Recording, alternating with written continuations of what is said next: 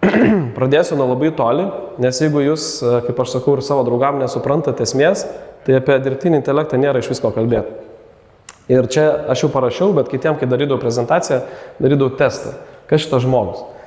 Ir jūs nenustepsit, pusę nežino iki šiol, kas šitas žmogus. Tai savo nuoširdžiai pasakykit, ar žinot, galite pakelt ranką. Ar žinot, kas tas žmogus? Kas nežinojo?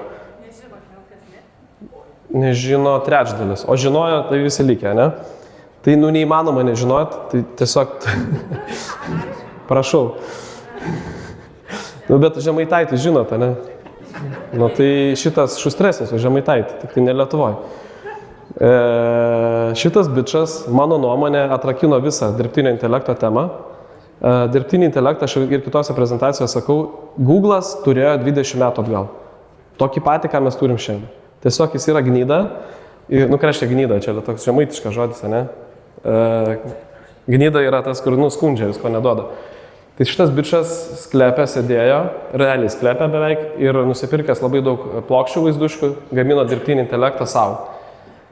Va dabar tokį užduotį duosiu, bet tikimybė, kad atspėsit labai maža. Kas yra pirmas investuotojas į šitą startupą?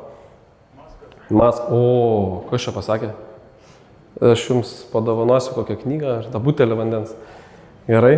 Čia šiaip mažai kas žino, bet Muskas investavo ir tai turėjo būti nepelno siekianti organizacija, moksliškai tyrianti dirbtinį intelektą.